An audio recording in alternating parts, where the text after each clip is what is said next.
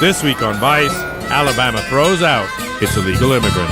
White people in this area don't want to work. I'm just pretending like I see them. He wanted some manual labor, I'll give it to him. They couldn't hack it. And then, billions of dollars down the drain in Haiti. Pityo pat fè bay makak sa na figi moun. Pase m toujou ete nan mizè.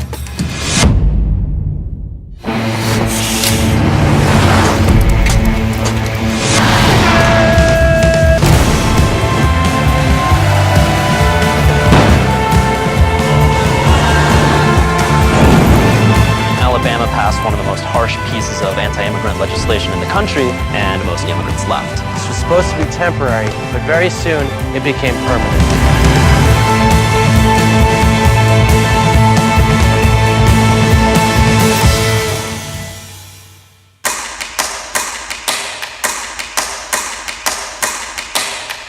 Illegal immigration is one of the most controversial issues in American politics. In the fall of 2014, President Obama signed an executive order protecting millions of undocumented immigrants from deportation, which in turn has inflamed the debate.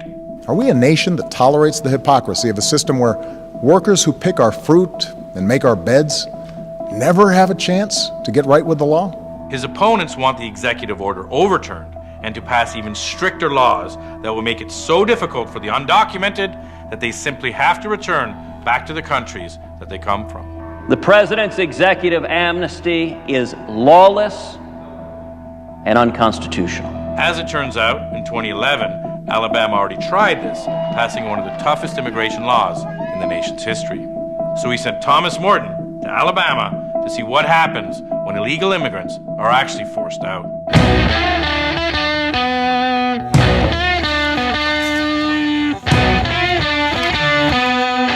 So how does this work?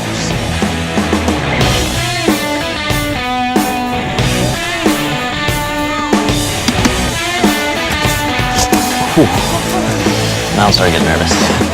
Yeah. Ow! Love it.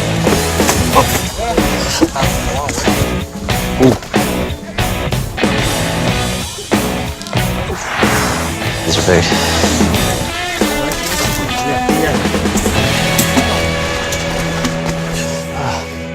Heavy, you got it? Maybe. Kinda. What? A little. Wow, how much is this weigh? You able to get that? Look. Well, I think it was like 70 pounds. Amazing, I'm too heavy. No joke. This job sucks, which is why it's being done by immigrants. Some here legally, some illegally, but all to a person from Central and South America, same as the Latinos we let do all the harshest, most underpaid labor across this country, except in one state. Hi, it's Thomas. I'm in a quasi-derelict trailer park in Albertville, Alabama. Until a couple of years ago, this trailer park was populated exclusively by Latino immigrants. Then Alabama passed one of the most harsh pieces of anti-immigrant legislation in the country, and most immigrants left. I think a lot of them left because they said that cops were gonna have the power to pull people over just because they were brown and stuff like that. They weren't gonna harbor people anymore, so a lot of people got scared. The law she's talking about is Alabama House Bill 56, which was passed in 2011 after a landslide vote in Bama's House and Senate. The bill didn't just target illegal immigrants. It went after any citizen who helped quote-unquote shield or harbor illegal immigrants. It effectively criminalized interacting with illegal immigrants at all. And since Latinos made up the overwhelming bulk of the state's immigrant population, they felt the overwhelming weight of the law's enforcement. HB 56 not only gave police the authority to stop anybody they suspected of being in the country illegally, it actually required them to do so. While some police departments balked at this enormous expansion of their responsibilities, others, like Albertville's, took up the new law with full gusto. You've been in Albertville your whole life. How long has there been a Hispanic population here? They started in 95 when the big fluctuation of people started coming in. And then in 2011, when the immigration law, they all dispersed out of here. Most of the trailers are empty now. God said there'd be laws in heaven as they are on land, and you will obey them. We need some kind of immigration law where he says, if you're here illegal, we're going to send you back to your country. And that's what Alabama's Congress set out to do. Mike Ball voted for HB 56. He's a state congressman from Alabama's 10th district in Huntsville. If you have laws, you ought to enforce them. A lot of people in Alabama was seeing this influx of illegal immigrants, and they wanted something done about it. Our unemployment rate had begun to increase drastically, and the very people that were needing to work the most were the ones that seemed to be getting flooded out by that flux of illegal immigrants. The bill wasn't just aimed at securing Alabama jobs. Clamping down on immigration was also pitched as a matter of state security. If they don't have laws to keep them from coming over, you get your gangbangers. Most of our dope, our meth problems are coming out of Mexico. Do you think that that ties in with the immigrant population? No, even after they passed the law, our drug trade was still wide open. Yeah.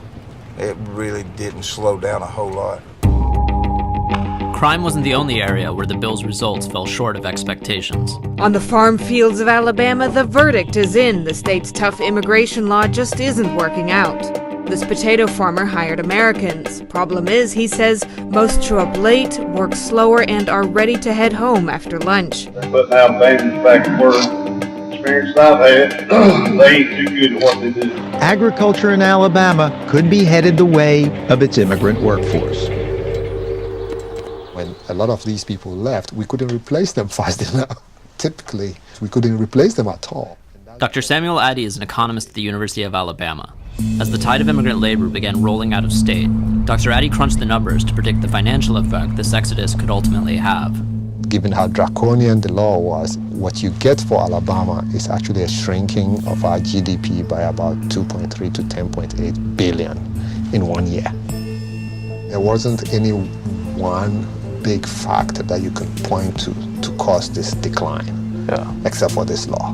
Immigrants are largely complements to the economic structure. The unskilled labor do jobs that we don't do.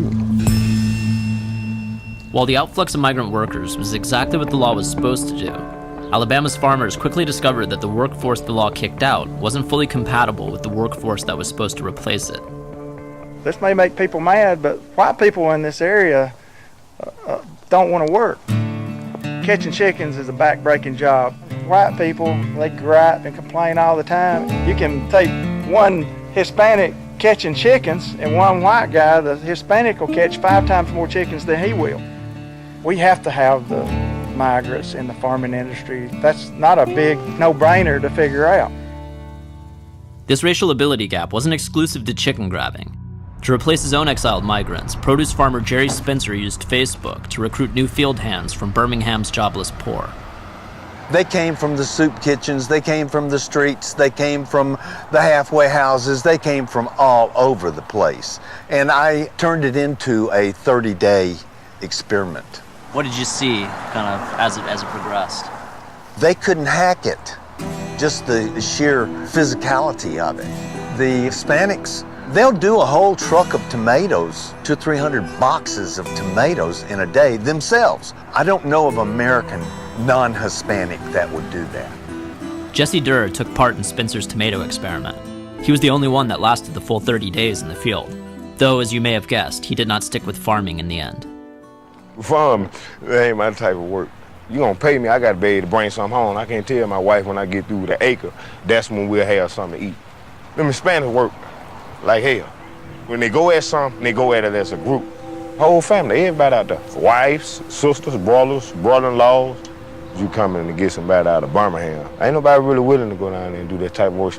They took a hell of a blow when they ran the Hispanics off.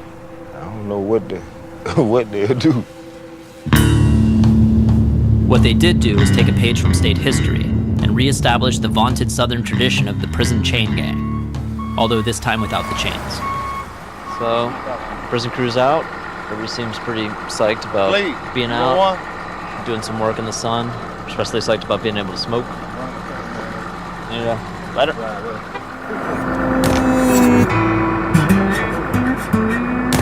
How you guys doing? Hey. So you guys first time out doing farm work? First time for everything, huh? Well, we're going to go to the field where we're going to plant the stuff at today, and some of these boys are going to be walking behind the tractor to make sure the seed's in the ground. And I got plenty of labor today, huh? I need y'all over here to put some fertilizer. Basically, what we're doing is following the tractor and looking for seeds that the planter on the back of the tractor hasn't put far enough in the dirt. Just pretending like I see him, and I thought that he wanted some manual labor, I'll give it to him. While George was too busy driving the tractor to keep watch over the prison detail's work, his wife Sylvia was unimpressed with their efforts. Even this one, look. Somebody's not paying attention. I'm sorry. Just watching. Okay, I got it. Sylvia seems a little bit dismayed that they're not paying as much attention. You can definitely see some leftover seed here that probably should have some dirt on it. How are the prisoners working out? Honestly, they are not fitting my expectations. They just want to play around. They just want to smoke. We need somebody to help us.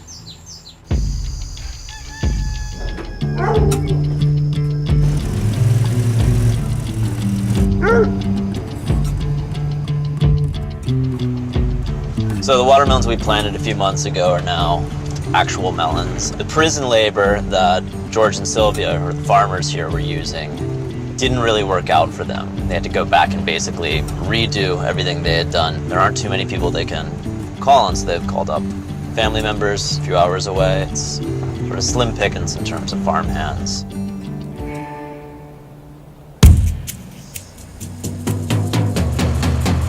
Due to its overwhelming failure, Alabama's lawmakers have been quietly dismantling HB 56.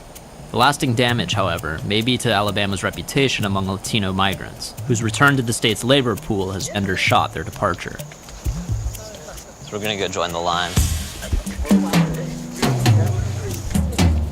Despite all the hubbub, farmers like George and Sylvia are basically back where they started, with a field crew of immigrants, just a lot less of them.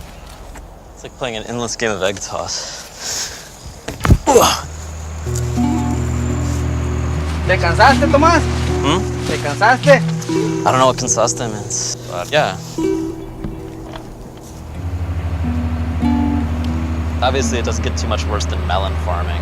And the problem with all the jobs that illegal immigrants have filled here in Alabama and the rest of the country isn't so much that they're jobs that no one will do, they're jobs that no one will do for the amount of money that immigrants will accept. It's a lose-lose situation for both the people trying to compete for those jobs and get a decent wage who get shut out by the immigrants who take lower wages, and for the immigrants whose wages are terrible and have to put up with horrible working conditions and don't have anybody they can turn to when they're harassed or oppressed or whatever.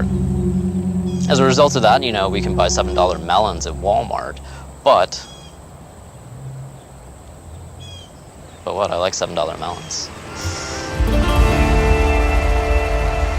Look, no one gives a shit when they're tired and they hit the Holiday Inn and they see Maria, whether she has papers or not.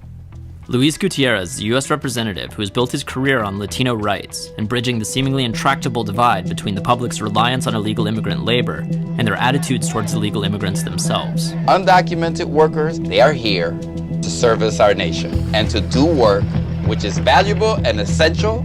But look, when politicians do not have an answer to your social economic needs, then they blame someone and say, let's all get together against them. Re-elect me. And what makes illegal immigrants the perfect political scapegoat is they can't vote in retaliation. Politicians understand who does the work. They understand what they provide to the economy. You had to be blind not to see it.